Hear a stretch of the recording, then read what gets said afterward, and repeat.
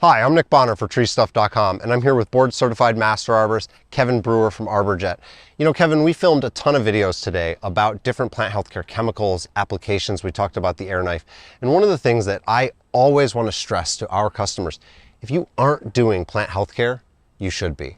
How long have you been doing plant healthcare, Kevin? I've been in plant healthcare now for about 15 years. Yeah? When was the last time you felt like you were going to hurt yourself? Doing plant healthcare, I feel pretty safe. Not nearly as often as when I was a tree climber. When was the last time you know someone that got hurt doing plant healthcare? Oof, that's a good question. I don't think I actually know anybody that's gotten hurt doing plant healthcare. When was the last time you charged less per hour for plant healthcare than for regular tree surgery?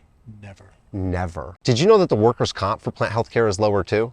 What type of equipment in terms of vehicles do you need to do plant healthcare? Do you need like a chip truck? No, you don't need a What about a bucket chip truck? You don't need a bucket truck. Do you need a trailer? You don't need a trailer. What about a chipper? No chipper. A stump grinder? Not even. But Kevin, these are all the big capital expenses that most people know they have to have in order to be a profitable tree care business. You're telling me that I can make money without these things?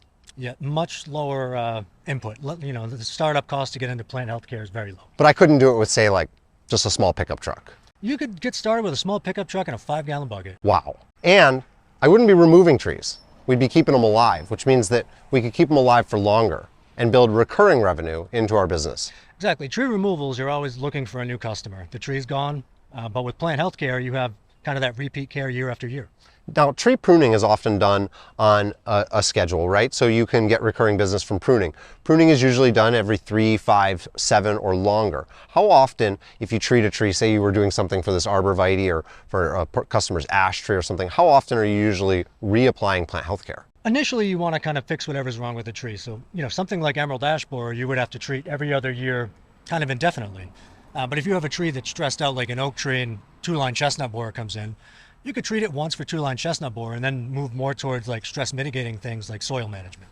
Or a pruning round. So instead of pruning it this year, we do some plant health care. We come back next year and prune it. Now we've gotten 2 jobs out of that tree in 2 years instead of 2 jobs in 5 years. Yeah. It's these and many other reasons why plant health care is an integral part of the most successful tree care businesses. And I urge you to build plant health care into your business so that you can develop better streams of revenue, recurring streams of revenue, things that are easier on your equipment, on your people, and things that require less capital investment. Kevin, thanks so much for sharing all this with us.